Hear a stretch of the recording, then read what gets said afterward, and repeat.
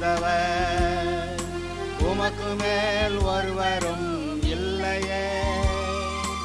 எல்லோருக்கும் மேலாக உயர்ந்தவர், உமக்கு மேல் ஒருவரும் இல்லையே. அல்லேலூயா, அல்லேலூயா, அல்லேலூயா, ஆமென். அல்லேலூயா, அல்லேலூயா, அல்லேலூயா, ஆமென்.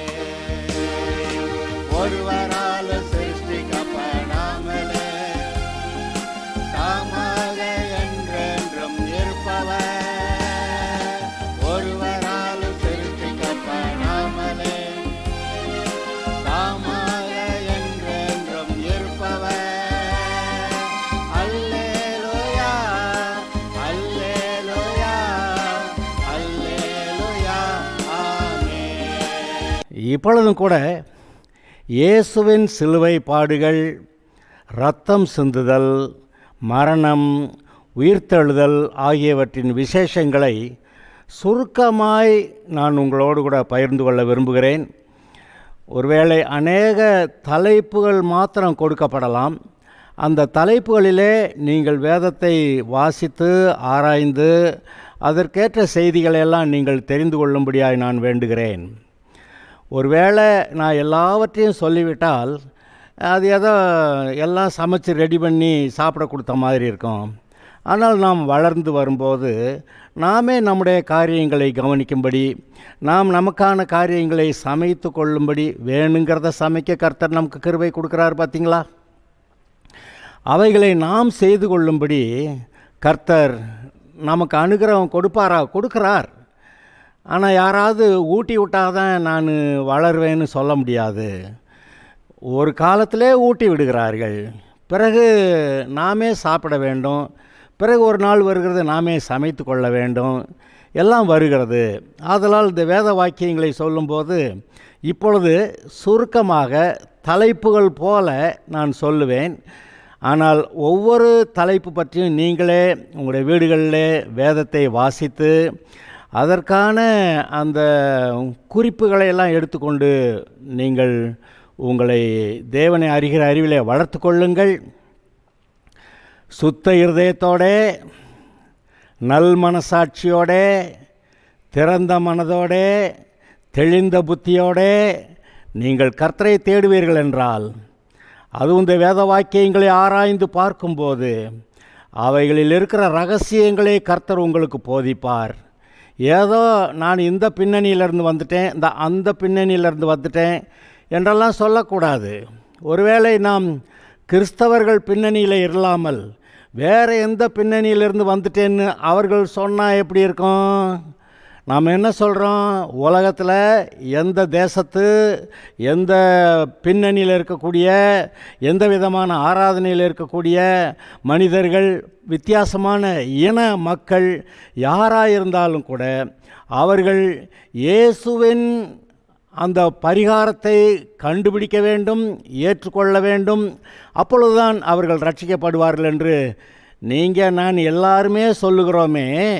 அதே போல் வேத வாக்கியங்களின் ரகசியங்களை அறிந்து கொள்ளக்கூடிய கிருபையும் நமக்கு கொடுக்கப்பட்டிருக்கிறது. நாம் எத்தனையோ பின்னணிகளிலிருந்து இயேசுவை ஏற்றுக்கொண்டு கர்த்தருடைய பிள்ளையாக வந்திருக்கிறோம். ஆனால் இந்த விசுவாசிக்கிற ரட்சிக்கப்பட்ட ஜனங்களுக்குள்ளே ஏன் இவ்வளவு பிரிவினைகள், வித்தியாசங்கள்? நான் யாரையும் குறை சொல்ல வரல. ஆனால் நமக்கு ஒரு வழி இருக்கிறது.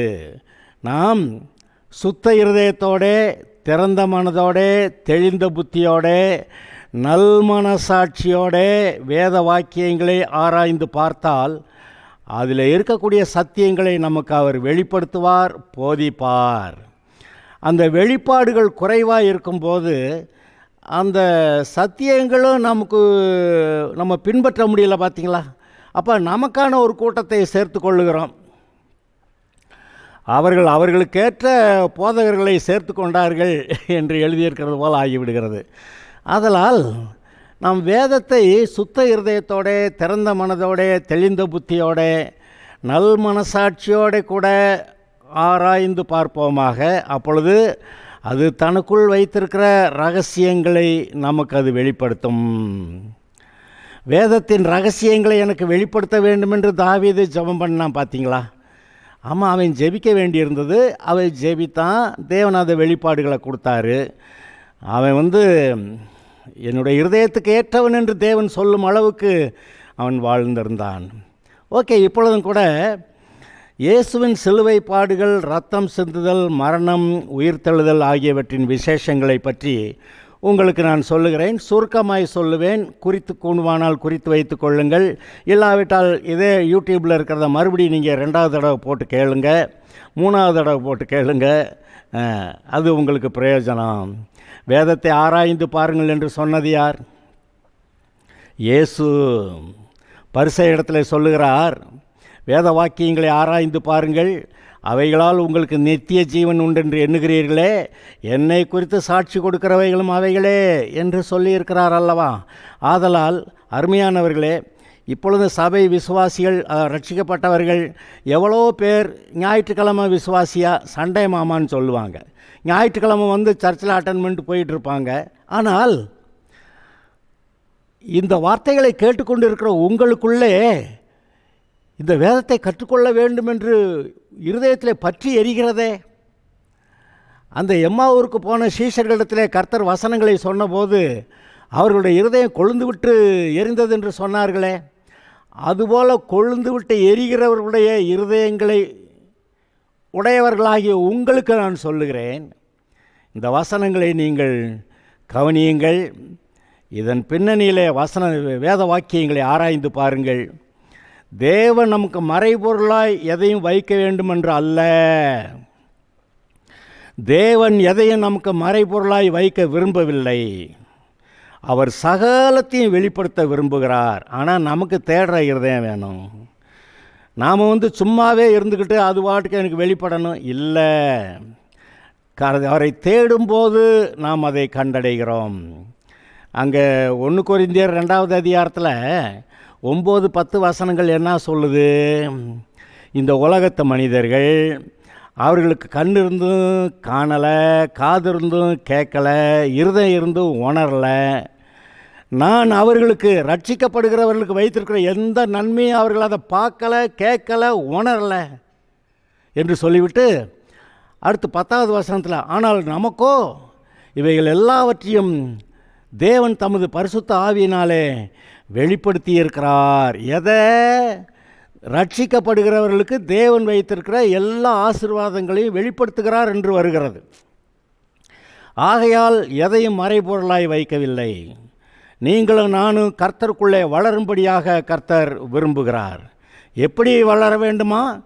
கிறிஸ்துவை போல பூரண புருஷராகும்படிக்கு அப்படின்னு எபேசியர் 4:11 எழுதியிருக்கு, பார்த்தீங்களா? அதுபோல நீங்களும் நானும் வளர வேண்டும் என்று கர்த்தர் விரும்புகிறார். ஆதலால் இந்த வேத வாக்கியங்களை கவனித்து பாருங்கள். அது உங்களுக்கு மிகவும் பிரயோஜனமாயிருக்கும். உங்களுடைய ஆவிக்குரிய ரீதியிலே உங்களை பலப்படுத்தும். உங்களுடைய இருதயத்திலே ஒரு உறுதி இருக்கும். எந்த சூழ்நிலையானாலும் உறுதியாய் கர்த்தரை பின்பற்றி அவருக்கு மகிமையாய் நீங்கள் வாழ முடியும். நமக்கு இருக்கக்கூடியது ஒரே ஒரு வாழ்க்கை. இந்த ஒரு வாழ்க்கையிலே நாம் கர்த்தருக்கு மகிமையாக வாழ்வது அது மட்டுமே சரி, மற்ற எதுவும் சரி அல்ல என்பதை நான் இப்பொழுது தெரிவித்துக் கொள்ள விரும்புகிறேன். நான் இப்பொழுது இதை பற்றி சொல்லலாம். எது? இயேசுவின் சிலுவை பாடுகள், இரத்தம் சிந்துதல், மரணம், உயிர்த்தெழுதல் ஆகியவற்றின் விசேஷங்கள். நம்பர் 1, இயேசுவின் சிலுவை பாடுகளும் இரத்தம் சிந்துதலும் மரணமும் உயிர்த்தெழுதலும் இல்லாவிட்டால் கிறிஸ்தவமே கிடையாது. இயேசு கிறிஸ்து நமக்காக மரித்தார், உயிர்த்தெழுந்தார் என்ற இந்த விஷயத்தை மாத்திரம் பைபிள்லேருந்து எடுத்துட்டிங்கன்னா மீதி மொத்த பைபிளும் வேஸ்ட்டு. அது நம்மை ரட்சிக்காது. ரட்சிப்பு எதிலே உண்டாகிறது? இயேசுவானவர் நம்முடைய பாவங்களை தன்மேல் ஏற்றுக்கொண்டு அந்த தண்டனையை சகித்தார், மரித்தார், பிறகு 3ஆம் நாள் உயிர்த்தெழுந்தார். அதில் தானே ரட்சிப்பு இருக்கிறது. ரட்சிப்பை பற்றி அப்போஸ்தலனாகிய பவுல் சொல்லும்போது நான் இங்கே இதை உங்களுக்கு வாசிக்கிறேன்.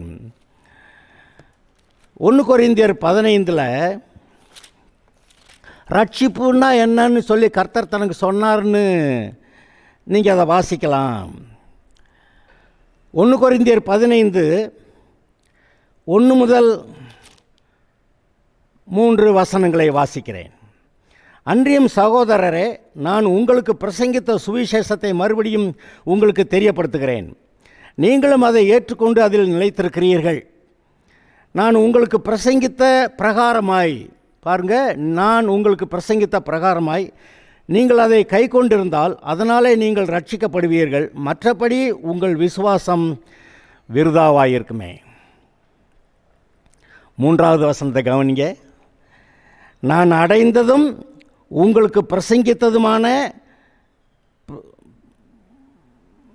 நான் அடைந்ததும் உங்களுக்கு பிரதானமாக ஒப்புவித்ததும் என்னவென்றால், நான் அடைந்ததும் உங்களுக்கு பிரதானமாக ஒப்புவித்ததும் என்னவென்றால், கிறிஸ்துவானவர் வேத வாக்கியங்களின்படி நமது பாவங்களுக்காக மரித்து அடக்கம் பண்ணப்பட்டு வேத வாக்கியங்களின்படி 3ஆம் நாளில் உயிர்த்தெழுந்து கேபாவுக்கும் பின்பு 12 பேருக்கும் தரிசனமானார். ரட்சிப்பு எங்கே இருக்குதுங்கிறத சொல்ல வர்றாரு.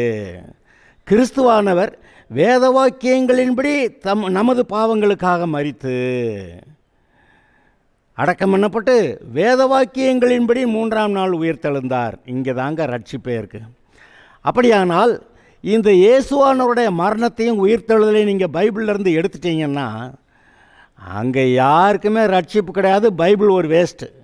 ஏங்க இயேசு பரிசுத்தமுள்ளவருங்கிறதுனால நீங்கள் அதை நம்பினா ரட்சிக்கப்பட்டுருவீங்களா? இயேசு நல்லவர்னு நம்புறதுனால ரட்சிக்கப்பட்டுருவீங்களா? இயேசு நீதி உள்ளவர் அப்படிங்கிறதுனால நீங்கள் ரட்சிக்கப்பட முடியுமா? இல்லை இயேசு உங்களை சுகமாக்கினாருங்கிறதுக்காக ரட்சிக்கப்பட முடியுமா? நிறைய பேர் சுகமாக்குற கூட்டங்களில் போய் சுகமாகி போய் விடுகிறார்கள். ரட்சிக்கப்பட்டார்களா? சுகமானார்கள். ரட்சிக்கப்பட்டார்களா? அப்படியானால் தேவன் எவ்வளவு நல்லவராயிருந்தோம், அவர் எல்லாவற்றிலும் பரிபூர்ணமுள்ளவராயிருந்தோம். அவர் அப்படி இருக்கிறதுனால நம்ம ரட்சிக்கப்பட்டுறோமா? இல்லை. ஆனால் பாவியாகிய மனிதன் ரட்சிக்கப்படுவதற்கு தேவன் நமக்காக பாவங்களுக்கு பரிகாரம் செய்யும்படி இயேசுவை அனுப்பினாரே, அந்த பரிகாரத்தை அவருடைய குமாரனாய் இயேசு சிலுவையில் செய்து முடித்தாரே, அதன் மூலமாக அல்லவா நமக்கு ரட்சிப்பு வருகிறது.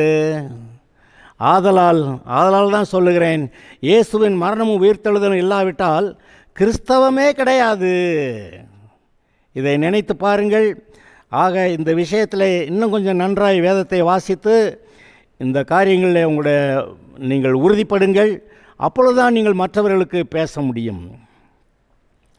அடுத்து சிலுவையிலே நடந்தது என்ன என்று பாருங்கள். இது 2வது பாயிண்ட். சிலுவையிலே நடந்தது என்ன? இயேசுவானவர் நம்முடைய பாவங்களையும் சாபங்களையும் ஏற்றுக்கொண்டு சிலுவையிலே தண்டனையை பெற்றார். நம்முடைய பாவங்கள் எல்லாவற்றுக்கும் தண்டனை செலுத்தப்பட்டாயிற்று. பாவத்துக்கான தண்டனை ஒரு தடவையா அல்லது 2வது தடவை 3வது தடவையும் செலுத்துவாங்களா? ஒரு குற்றத்துக்கு தண்டனை செலுத்தினா அது ஒரு தடவை தான். அந்த தண்டனை இயேசுவின் மேல் போய்விட்டது. இப்பொழுது நீங்கள் மனம் திரும்பி அவரை ஏற்றுக்கொள்ளும்போது உங்களுடைய பாவங்கள் சாபங்கள் எல்லாம் தொலைந்து விட்டது. ஆனால் அவருடைய அந்தஸ்து, அவர் என்ன அந்தஸ்து? தேவனுடைய குமாரன், பரிசுத்தமுள்ளவர், நீதியுள்ளவர், தேவனுடைய சுபாவத்தை உடையவர். அவர் தேவனுடைய வலது பாசத்தில் வீற்றிருக்கிறவராய் இருக்கிறார். எல்லாவற்றையும் நமக்கு கொடுக்கிறவராய், நம்முடைய பாவங்கள் சாபங்கள் எல்லாம் அவர் மேல் போய் அதற்கான தண்டனையை பெற்றுக்கொண்டார். ஆனால் அவருடைய அந்தஸ்து, அவருடைய தன்மைகள், பரிசுத்தம், நீதி, அன்பு, இரக்கம், நீடிய பொறுமை, நன்மை செய்யக்கூடிய தன்மை எல்லாம் நமக்கு கொடுக்கப்பட்டிருக்கிறது. நாம் தேவனுடைய பிள்ளைகளாகிறோம். அவர் பாவத்தை ஏற்றுக்கொண்டு சர்ப்பம் போல சிலுவையிலே தொங்கிக் கொண்டிருந்தார். ஆனால் அவரை போல நாம் மாறுவதற்கு அந்த பெரிய பண்டமாற்று சிலுவையிலே நடந்தது. அவர் பாவமானார், நாம் கிறிஸ்துவுக்குள் தேவனுடைய நீதியானோம். அல்லேலூயா. இது அநேகருக்கு ஏற்றுக்கொள்ள முடியல. அதுக்கு நான் ஒன்றும் செய்ய முடியாது. பைபிளில் அப்படி எழுதியிருக்கு. நீங்கள் ஏற்றுக்கொண்டா ஏற்றுக்கொண்டது தான், ஏற்றுக்கொள்ளலைன்னா ஏற்றுக்கொள்ளலை தான். நீங்கள் தொடர்ந்து இல்லை நான் பாவிதான்னு சொன்னால் பாவிக்கு என்ன நடக்குமோ அதான் நடக்கும். அவர் சொன்னதை ஏற்றுக்கொள்கிறது தானே தாழ்மை, மனத்தாழ்மை. அங்கே நாம் கிறிஸ்துவுக்குள் தேவனுடைய நீதியாகும்படிக்கு பாவமறியாத அவரை நமக்காக பாவமாக்கினார். சர்ப்பம் போல சிலுவையிலே தொங்கினார். வெண்கல சர்ப்பத்தை மோசே வனாந்தரத்தில் உயர்த்தினது போல இயேசு சிலுவையிலே தொங்கினார். அப்படி செய்து நமக்கு ஒரு பெரிய பண்டமாற்றை ஏற்படுத்தி இருக்கிறாரே, அந்த பண்டமாற்றிலே நமக்கு கொடுக்கப்பட்டதை நாம் ஏற்றுக்கொண்டு இருக்கிறோமா அல்லது கொஞ்சத்தை ஏற்றுக்கொண்டு மீதியை விட்டிருக்கிறோமா? இதை நீங்கள் சற்று சிந்தித்து பாருங்கள். இந்த பண்டமாற்றை பெற்றுக்கொண்டால்தான் அவர் சிலுவைக்கு போனதுனால பலன் உங்களுக்கு கிடைக்கிறது. அந்த பண்டமாற்றை நீங்கள் ஏற்றுக்கொள்ளலைன்னா அவர் சிலுவைக்கு போனதோட பலன் உங்களுக்கு கிடைக்கவில்லை. அதனால் இன்றைக்கு உலகத்தில் எவ்வளவோ பேர் ரட்சிப்பை கூட பெறாமல் இருக்கிறார்கள். ரட்சிக்கப்பட்டவர்கள் அந்த ஆசீர்வாதத்தை பூரணமாய் பெறாமல் இருக்கிறார்கள். அந்த கிறிஸ்துவை போல மாற்றுகிறாரே, அதை ஏற்றுக்கொள்ளாமல், அந்த மனதிலே மறுரூபமாகிறதை ஏற்றுக்கொள்ளாமல் இன்றைக்கு சாதா லெவலில் ஒரு கிறிஸ்தவ வாழ்க்கையை நடத்தி கொண்டிருக்கிறவர்கள் எவ்வளவோ பேர். எங்கேயோ இங்கே ஒன்று அங்கே ஒன்று தான் அந்த பூரணத்தை நோக்கி பிரயாசப்படுகிறார்கள். அப்படி நீங்கள் வளர வேண்டும் என்று நான் உங்களுக்கு சொல்லுகிறேன். இப்போ தான் சொன்னேன், இயேசு நம்முடைய பாவங்களுக்கான தண்டனையை ஏற்றுக்கொண்டு நமக்காக பரிகாரம் செய்தார். நானே உன் பரிகாரியான கர்த்தர் என்று வேதம் சொல்லுகிறது அல்லவா? யாத்திராகமம் 15 அதில் எழுதியிருக்கிறது 26 என்னமோ. அவர் நமக்காக பரிகாரம் செய்தார். அவரே நம்முடைய பரிகாரியான கர்த்தர். தமிழில் பரிகாரம்னு போட்டிருக்கு, இதுதான் சரி. அங்கே சுகமாக்குகிற கர்த்தர்னு சில இடத்துல போட்டிருந்தா அது வெறும் சிலுவையில் சுகமாக்குறதுக்கு மட்டும்தான் செஞ்சாரா? அவர் நம்முடைய பரிகாரத்தை எல்லா விதத்திலும் செய்திருக்கிறார். நம்முடைய பாவங்களுக்கான தண்டனையை ஏற்றுக்கொண்டு அவருடைய ஆசீர்வாதங்களையெல்லாம் நமக்கு கொடுத்துருக்கிறார். இப்போ தான் சொன்னேன், அவருடைய அந்தஸ்தையும் அவருக்கு உண்டான யாவற்றையும் கொடுத்தார் என்று. அது மாத்திரமல்ல, கிறிஸ்துவோடு கூட நாமும் உடன் சுதந்திரராக இருக்கிறதுக்கு அப்படின்னு சொல்லி ரோமர் 8:17 அதில் போட்டிருக்குல்ல, நீங்கள் வாசித்து பார்த்தீங்களா? இயேசு கிறிஸ்து பிதாவாகிய தேவனுடைய ஆஸ்திகளில் அவர் பங்கு பெறுகிறது போல் நீங்களும் நானும் பங்கு பெறுறோம்னு அர்த்தம்ங்க. இது என்ன இதெல்லாம் நமக்கு புத்தி கெட்டாத விஷயங்கள், ஆனால் நடக்கிறது. இன்னொரு 3வது தலைப்பு நான் உங்களுக்கு சொல்லுகிறேன். ஆதாமின் பாவத்தினால் தேவனோடு இருந்த உறவு முறிந்தது. ஆதாம் பாவம் செய்தபோது தேவனோடு அவனுக்கு இருந்த உறவு முறிந்தது. பரிசுத்த ஆவியானவர் அவனோடு இருந்தார். ஆதாம் தேவனை பற்றிய சகல காரியங்களையும் அறிந்திருந்தான். அவன் ஒன்று ஏமாளி இல்லை, கேனை இல்லை, அறிவில்லாதவன் இல்லை. அவ்வளவு மிருகங்களுக்கும் அந்த பெயர் வைக்கும்போது தேவனுடைய மனதில் என்னெல்லாம் இருந்துச்சோ அதெல்லாம் டவுன்லோட் பண்ண மாதிரி, கம்ப்யூட்டரில் டவுன்லோட் பண்ண மாதிரி ஒவ்வொரு மிருகத்தையும் பார்த்தோம்னா அதுக்கு பேர் வச்சுட்டான். இன்றைக்கு அப்படிப்பட்ட அந்த அவருடைய எண்ணங்களை டவுன்லோட் பண்ணி நீங்கள் எடுக்கிறதான் எங்களுக்கோ கிறிஸ்துவின் சிந்தை உண்டாயிருக்கிறது என்று பவுல் சொன்னான் பார்த்தீங்களா? அதுபோல் நீங்கள் வரலாம் என்று கர்த்தர் சொல்லுகிறார். அந்த ஆதாமுடைய பாவத்தினால் தேவனுடைய எண்ணங்களை மனதை நம்ம டவுன்லோட் பண்ண முடியாமல் போயிடுச்சு. அதனால் அவர் ஒரு மாதிரி உயர்வாக நினைக்கிறாரு, நம்ம ரொம்ப தாழ்வாக நினைக்கிறோம், நடக்கிறோம், பேசுகிறோம். அதை தான் ஏசாயா 55 அவர் சொல்கிறாரு, உங்களுடைய நினைவுகளை பார்க்கணும், உங்களுடைய வழிகளை பார்க்கணும். என்னுடைய நினைவுகளும் வழிகளும் பூமியிலிருந்து வானம் எவ்வளோ உயர்ந்திருக்கிறதோ அவ்வளவாய் உயர்ந்திருக்கிறது என்று சொல்லுகிறார். ஏன்னா நம்மளும் நம்முடைய நினைவுகளையும் நம்முடைய வழிகளையும் அவருக்கேற்ற விதத்தில் உயர்ந்ததாக ஆக்க வேண்டும் என்று தானே கர்த்தர் கேட்கிறார். நீங்கள் தரைமட்டமாகவே கிடங்கடா அப்படி சொல்கிறல அவர். நான் பாவி, தூசி, குப்பை என்ன அது தரைமட்டம். ஆனால் கிறிஸ்துவுக்குள் நான் பரிசுத்தம், கிறிஸ்துவுக்குள் நான் தேவனுடைய நீதியாக இருக்கிறேன். நான் கிறிஸ்துவை போல மாற எனக்கு வேத வாக்கியங்களை கொடுத்திருக்கிறார். அதை வாசித்து என்னுடைய மனம் என்னுடைய மனம் புதிதாகிறதுனாலே நான் மறுரூபம் ஆகிறேன் என்று இந்த நினைவுகளில் நீங்கள் முன்னேறுவீர்கள் என்றால் இயேசுவை போலவே மாறி இயேசுவை போலவே நீங்கள் கிரியை நடப்பிக்கலாம். அப்படி கேட்குறீங்களா? ஆமாம். என்னிடத்தில் விசுவாசமாக இருக்கிறவன் நான் செய்கிற இந்த கிரியைகளையும் செய்வான், இதை விட பெரிய கிரியைகளையும் செய்வான் என்று அவர் தானே சொன்னார். அவர் சொன்னதை நம்பலாமா? ஆனால் இந்த வசனங்களை தேவனுக்கேற்ற விதத்தில் இந்த சத்தியத்தை அறிகிற அறிவிலே வளர வேண்டும். சத்தியத்தை அறிவீர்கள், அது உங்களை விடுதலையாக்கும் என்றார். ஆதலால் விடுதலையாக்கக்கூடிய சத்தியத்தை அதன்படியே நாம் அறிந்து கொள்ளும்போது அப்படி ஆகும். ஆனால் இயேசுவின் சிலுவை பாடுகள் வருங்க, ஆதாவின் பாவத்தினால் தேவனோடு இருந்த உறவு முறிந்தது. ஆனால் இயேசுவின் சிலுவை பாடுகள் நமக்கு தேவனோடு மறுபடியும் நல்ல உறவை ஏற்படுத்துகிறது. நல்ல உறவு என்னன்னா, தேவனுடைய குமாரன்ற அந்த அளவில் நாம் கிறிஸ்துவுக்குள் தேவனுடைய குமாரனாய் குமார்த்திகளாய் இருக்கிறோம். தேவனோடு கூட ஐக்கியம் கொள்ள பரிசுத்த ஆவியானவரை நமக்கு தந்திருக்கிறார்.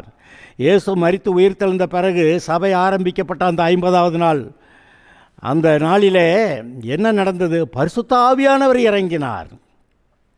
அந்த பெந்தகோஸ்தே நாளில் பரிசுத்த ஆவியானவர் இறங்கி விசுவாசிகளை நிரப்பினார். அது முதல் தேவன் நம்மோடு இருக்கிறார்.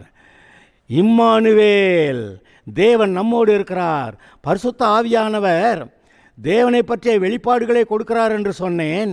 அது மாத்திரமல்ல, பரிசுத்த ஆவியானவர் வருங்காரியங்களை நமக்கு அறிவித்து, அது மட்டுமல்ல, பரிசுத்த ஆவியானவர் சகல சத்தியத்தில் நம்மை நடத்துவார் என்று எழுதியிருக்கிறதா இல்லையா?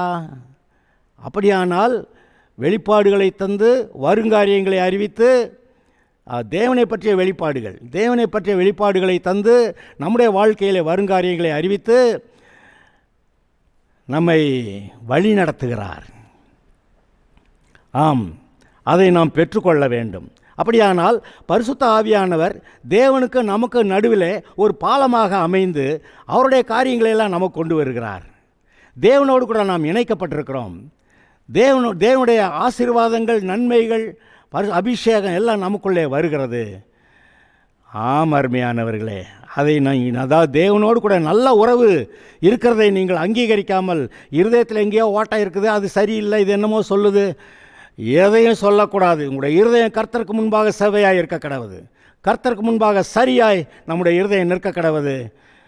எதாவது குறை சொன்னால் அது குறைகிற வியாபாரத்தை வெளியேற்றுங்க. எதை விடணுமோ விடணும், எதை பிடிக்கணுமோ பிடிக்கணும். அதனால் கர்த்தருக்காக வாழ்வோம். கர்த்தர் உங்களை நன்றாக வாழ வைப்பார். அடுத்து, இந்த கிறிஸ்துவின் சிலுவை பாடுகளை, மரணத்தை பற்றி பேசி கொண்டிருக்கிறோமா? 4வது பாயிண்ட் சொல்கிறேன். லேவியராகம பலிகள் என்னென்னது?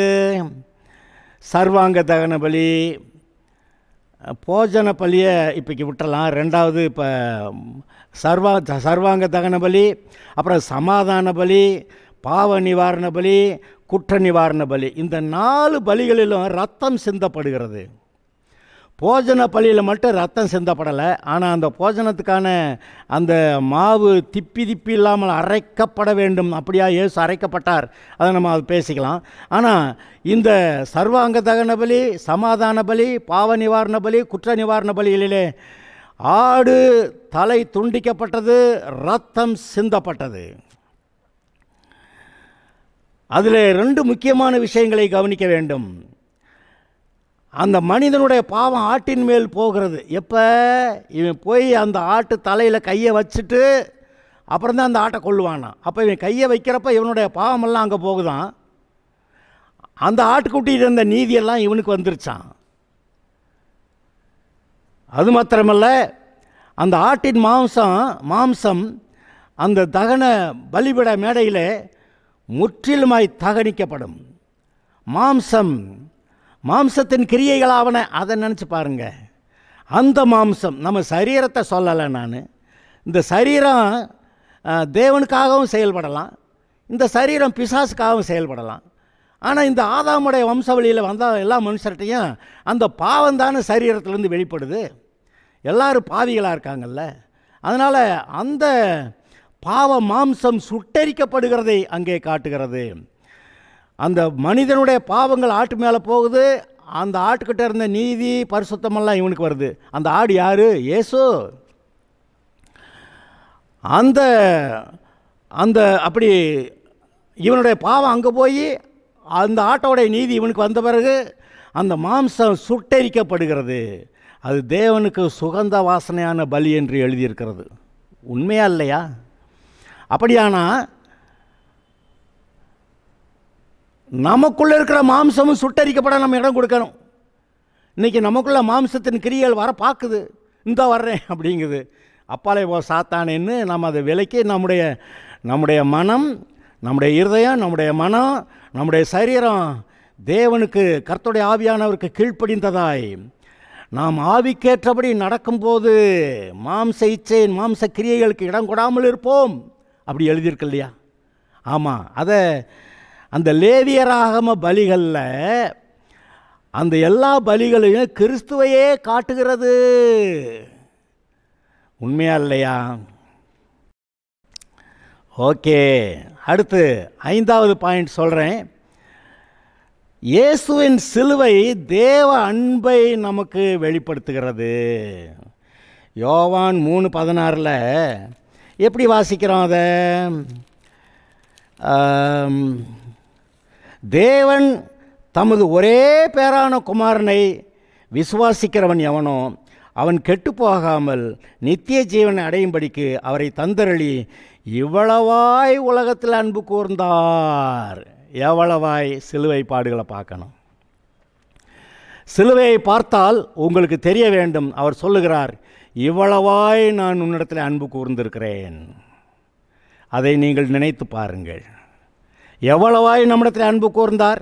தன் உயிரை கொடுத்தார். சும்மாவா? அவ்வளோ வேதனைகள், பாடுகளோடு ரத்தம் சிந்து, தலையில் முள்முடி, முதுகெல்லாம் காயம், கைகளில் கால்களில் ஆணி அறைந்தது, விழாவிலே குத்தியது, தாடியை பிடுங்கினது, முதுகெல்லாம் உழுது போட்டது என்று சொல்லப்படுகிறது. அவ்வளவை தாங்கி கொண்டு சிலுவையை தூக்கி கொண்டு சுமந்தார். அவர் தூக்க முடியலன்னு இன்னொருத்தனை சுமக்க விட்டாங்க. அங்கே போய் 2 கள்வர்கள் மத்தியில், அது கேவலப்படுத்துறதுக்காக 2 கள்வர்கள். எதுக்கு? அவங்க செஞ்ச பாவங்களுக்காக அவங்க தண்டனை அனுபவிக்கிறார்கள். ஆனால் இவரை கேவலப்படுத்தணுங்கிறதுக்காக அங்கே 2 கள்வர்கள் மத்தியில், கள்வர்கள் நடுவில் இவரும் கள்வரோடு கள்வராக அப்படின்ற மாதிரி மிகவும் கேவலப்படுத்தினார்கள். அது மாத்திரமல்ல, அவர் நிர்வாணமாய் சிலுவையில் அறையப்பட்டிருந்தார். ஆதாம் பாவம் செய்தபோது தான் நிர்வாணி என்பதை கண்டு ஐயோ வெட்கமாக இருக்கிறது என்று அத்தியலையில் எடுத்து தைத்து கொண்டிருந்தான். அந்த நிர்வாணத்தை போக்குறதுக்கு அவனால் முடியாது, வேறு எத்தனை இலை எடுத்து தைச்சாலும் முடியாது. ஆனால் இயேசு தன்னை பலியாக கொடுக்கிறார். அந்த ஆட்டோடைய தோல் உடை இவனுக்கு கொடுக்கப்படுகிறது. அந்த நிர்வாணம் மூடப்பட்டது, அந்த கேவலம் மறைக்கப்பட்டது. ஆமர்மையானவர்களே, சிலுவையிலே அங்கே தேவன் நம்ம இடத்துல எவ்வளவு அன்பு கூர்ந்திருந்தால் நம்முடைய கேவலங்களை எல்லாம், வெட்கத்தை எல்லாம் அவர் அங்கே நிர்வாணமாய் சுமந்து, நம்ம வெட்கப்படுறதெல்லாம் அங்கே போயிடுச்சு. நம்ம எதில் வெட்கப்படுவோம்? இந்த காரியத்தை அங்கே சொல்லிடாத, வெட்கமாக இருக்குது. அந்த வெட்கத்தை எல்லாம் அவர் சுமந்துட்டாராம். நீங்கள் you can B A open book. நீங்கள் மன்னிக்கப்பட்டிருக்கிறீர்கள், கழுவப்பட்டிருக்கிறீர்கள், நீதிமானாக்கப்பட்டிருக்கிறீர்கள், பரிசுத்தமாக்கப்பட்டிருக்கிறீர்கள், தேவனுடைய சாயல் ரூபமாக இருக்கிறீர்கள். நீங்கள் அவரை போல செயல்பட கர்த்தர் உங்களுக்கு பலன் கொடுத்திருக்கிறார். ஆதலால் நீங்கள் அப்படி செயல்பட முடியும், அப்படி இருக்க முடியும். மனசு மாறணுங்க. மனம் புதிதாகிறதுனாலே மறுரூபமாகுங்கள். எதில் புதிதாகிறது? இவர் செய்த காரியங்களை நினைத்து பார்த்து நம்முடைய மனம் புதிதாகி அதனாலே நாம் மறுரூபமாக வேண்டும். மறுரூபம் ஆக ஆக ஆக நாம் கிறிஸ்துவை போல இருப்போம் என்று 2 கொரிந்தியர் 3:16-18 சொல்லுகிறது. 2 கொரிந்தியர் 3:16 முதல் 18 வாசிச்சிங்கன்னா அவரை போல நாம் மகிமையின் மேல் மகிமை அடைந்து மறுரூபமாகிறோம் என்று எழுதியிருக்கிறது. அதை நினைத்து பாருங்கள். அப்போ அவர் செய்த சிலுவையில் பட்ட காரியங்களை நீங்கள் நினைத்து பார்க்கலாமா? அதை ஏற்றுக்கொள்ளலாமா? அதன் மூலமாய் அவர் கொடுத்த நன்மைகளை பெற்றுக்கொள்ளலாமா? இன்றைக்கு அவர் கொடுக்கிற நன்மைகளை பெற்றுக்கொள்ளாமல் எவ்வளோ பேர் உலகத்தில் ரட்சிக்கப்படவில்லை. எவ்வளோ பேர் சபை மக்கள் அந்த நன்மைகளை பூரணமாய் பெறவில்லை. ரட்சிப்பை மட்டும் பெற்றிருக்கிறாங்க, பரலோகம் போயிடுவேன்னுவாங்க. ஆனால் மீதி நன்மைகளை பெறாமல் போய்விடுகிறார்கள். நீங்கள் சத்தியத்தை அறிவீர்கள், சத்தியம் உங்களை விடுதலையாக்கும், உங்களை பரிபூர்ண ஆசீர்வாதத்துக்குள் நடத்தும். அல்லேலூயா. சத்தியத்தை பிடித்து கொள்ளுங்கள். அடுத்த செய்தியில் அடுத்த பகுதியை நான் உங்களுக்கு சொல்லுகிறேன். இது தொடரும். Okay, God bless you.